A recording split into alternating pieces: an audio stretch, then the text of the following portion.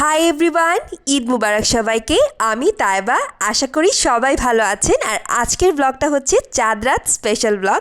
আশা করি আপনাদের সকলেরই ভালো লাগবে। আজকে সন্ধ্যা 5:30টার দিকে যাচ্ছিলাম একটু ইফতার কিনতে বাইরে। আসলে এই পুরো রমজান জুড়ে একবারও বাইরের কোনো ইফতার খাওয়া হয় নাই, তো আমি ভাবলাম যে আজকে বাইরের কোনো ইফতার আসলে খাই। তো আমাদের বাসার সামনে খুব একটা ভালো কিছু পাওয়া যায় না, তবে যেগুলো পাইছিলাম সেগুলোই নিছি। বাট আমি যেয়ে দেখি অলমোস্ট সব কিছু শেষ, বুরিন্দার আলুচপ ছাড়া কিছুই ছিল না। তো ওই দুইটাই কিনে নিয়ে আসি। যাই হোক, আলহামদুলিল্লাহ এই রমজানটা খুবই ভালো কাটালাম। এরপরেই ইফতারের কিছুক্ষণ আগে প্রচণ্ড বৃষ্টি শুরু হয়। আমি তো ভেবেছিলাম আর বৃষ্টি থামবেই না, বাট ইফতারের কিছুক্ষণ পরেই বৃষ্টি থেমে গিয়েছিল, আর বৃষ্টি ছিল একদম ঝুম বৃষ্টি। যাই হোক, ইফতার করে একটু বাইরে চলে যাই ঈদের ভাইব দেখতে। তো রাস্তায় বের হয়ে মনে হচ্ছিল না ঈদ আসছে এবং ঈদ লাগছে। তো রাস্তার মাঝখানেই সবাই বোম ফুটাচ্ছিল, আতশবাজি ফুটাচ্ছিল। যাই হোক, এটা খুবই রিস্কি, বাট দেখতে কিন্তু খুবই মজা লাগছিল এবং মনে হচ্ছিল সত্যি ঈদ চলে আসছে। অ্যান্ড এই জিনিসটা আসলে এই মুহূর্তটা চাঁদ রাতের, it's a very special moment for everyone. তো আমরা তো খুবই এনজয় করতেছিলাম। যাই হোক, এসব বোম টোম ফোটানো দেখতে দেখতে আমরা আসলে কাজের জায়গায় চলে আসি। আমি এখানে এসেছিলাম কেক বানাবো, তার জন্য একটা ক্রিম কিনতে। তো ক্রিম নিয়ে নেই, এর সাথে খাচ্ছিলাম কোন আইসক্রিম। আমি কিন্তু আইসক্রিম লাভার এবং চকলেট আইসক্রিম আমি খুবই পছন্দ করি। তো আইসক্রিম খাচ্ছিলাম। বাসায় এসে দেখি আম্মু পিঠা ভাজা শুরু করে দিচ্ছে। আর এইটা হচ্ছে আমাদের গাজীপুরের বিখ্যাত ফুল পিঠা, এবং প্রতি ঈদেই সবার ঘরে ঘরে এই পিঠা ম্যান্ডেটরি থাকেই। তো এই পিঠাগুলো খুব ভালো করে ভেজে নিচ্ছিল আমার আম্মু। এগুলো ভাজার শেষে গুড়ের শিরায় চুবাতে হয়, তো ওগুলো চুবিয়ে আসলে বয়ম ভরে রেখে দিয়েছিল যাতে ঈদের দিন আমরা খেতে পারি। আর এদিকে আমি বানাচ্ছিলাম একটা ঈদ স্পেশাল কেক। তো কেক করার জন্য আমি প্রথমে ডিমের যে ফোমটা সেটাকে রেডি করে নিচ্ছিলাম। ডিম আর চিনি অ্যাড করে আমি মূলত ফোমটা বানিয়ে নিই। ফোমটা হওয়ার পরে আমি এখানে কুসুমগুলো যেটা থাকে ওইটা মিক্স করে দিচ্ছিলাম। আর এরপরে আমি শুকনো উপকরণ ময়দা, বেকিং পাউডার, বেকিং সোডাটা চেলে এটার মধ্যে খুব ভালো করে মিশিয়ে দিচ্ছিলাম। তো এই মিক্সিংটাই হচ্ছে কেকের আসল। মিক্সিং ভালো না হলে কেক নষ্ট হয়ে যায়। তো আমি খুব আলতোভাবে কেকটাকে মিশিয়ে ফেলি। এরপর এটাকে একটা মোল্ডে ঢেলে দিচ্ছিলাম। আর 30 মিনিটের মধ্যে কিন্তু এই কেকটা একদম রেডি। আর এটা হচ্ছে 4টা ডিমের একটা কেক, 1 পাউন্ডের মতো হবে। আর এটা হচ্ছে কেকের ফাইনাল লুক। কেকটা কি সুন্দর হয়েছে দেখেন, একদম পারফেক্ট এবং একদম স্পঞ্জি একটা কেক। আর ঈদে কিন্তু সবাই আমার হাতে কেক খেতে চায়, আর যার কারণে আমার এই কেকটা বানানো। মোটামুটি বাসার যে ডেজার্ট আইটেমগুলো হয় সেগুলো আমরাই বানাই। এর দিকে আমি হচ্ছে ক্রিমটাকে একদম বিট করে নিয়েছি। আর আমি এখানে 2টা লেয়ার করেছি, লেয়ারের মাঝখানে ক্রিম দিয়ে দিয়েছি।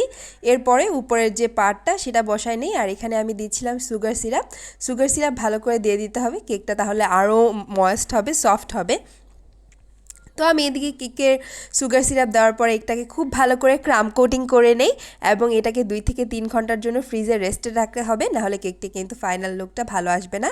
এরপরে এদিকে আমরা বানাচ্ছিলাম তিরামিসু বানানোর জন্য আমরা এখানে নিয়েছিলাম দই, এখানে একটু ক্রিম, কফি আর চিনি। আর এটাকে বলা যায় ফাঁকিবাজি তিরামিসু আর কি।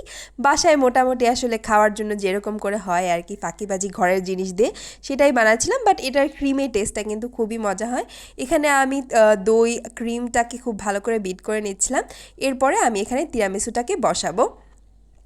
তিরামিসুটা বসানোর জন্য প্রথমে আমি নিচে এটার যে ক্রিমটা সেটাকে স্প্রেড করে দেই। আর এদিকে আমি নিয়েছিলাম মেরি বিস্কুট। কোনো লেডিস ফিঙ্গার টাইপের বিস্কুট আমার কাছে ছিল না, ছিল এরকম ভোটকা গোল টাইপের বিস্কুট। তো ওইটা দিয়েই বানিয়ে নিলাম। তো আসলে বাসায় খাওয়ার জন্য যেমন হয় তেমনই, বাট আমরা আসলে যা পাই তাই খাই এই টাইপের। যাই হোক, ক্রিমের ওপর আমরা বিস্কুটটা ভালো করে বিছিয়ে দিচ্ছিলাম। এরপর আরেক লেয়ার ক্রিম দিয়ে দেই। এই তো খুব ভালো করে ক্রিমটা স্প্রেড করে দিচ্ছিলাম। এটা কিন্তু 7 থেকে 8 ঘন্টা এটা ফ্রিজে রাখতে হবে। ফ্রিজে না রাখলে এটার মানে আসল যে টেস্টটা ওইটা পাওয়া যাবে না। তো আমি খুব ভালো করে পুরা ক্রিমটাকে এটার মধ্যে স্প্রেড করে দিচ্ছিলাম। এখানে আমি 3টা লেয়ার করেছি, এবং 3টা লেয়ার করার পরে একটা মোটা ক্রিমের উপরে স্তর দিয়ে দিচ্ছিলাম, এবং এটাকে আমি প্রায় 7 থেকে 8 ঘন্টার জন্য মানে সারা রাতই রেস্টে রাখবো। এর উপর একটু কফি পাউডার ছড়িয়ে দিয়ে আমার এই তিরামিসুটা ফাইনাল লুক। এরপরে আমি যে কেকটা বানিয়ে নিয়েছিলাম ওই কেকটাকে হচ্ছে ক্রিম দিয়ে পুরোটা কোট করে নেই, এবং এর মধ্যে একটু ডিজাইন করছিলাম। তো ডিজাইন করতে করতে একটা পুরো খ্যাত কেক বানায় ফেলি। যাই হোক, আমরাই তো খাবো, কোনো সমস্যা নাই।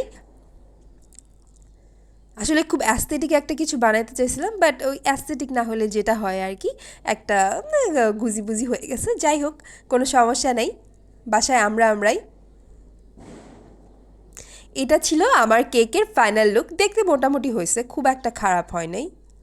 যাই হোক, খারাপ হলেও সমস্যা নাই, কেক আমার।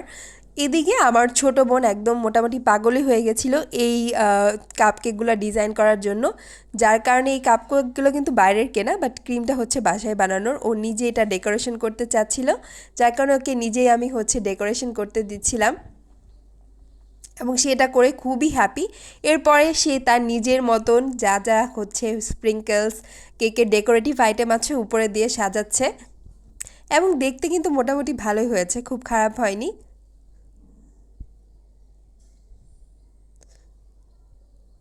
তো কেক সাজানো মোটামুটি ডান, এগুলো আমরা ফ্রিজে রেখে দিব, বাট রাখার আগে আমরা দু একটা খেয়ে মোটামুটি শেষ করে ফেলেছি। চাঁদ রাতেই আমাদের ঈদের খাবার শেষ।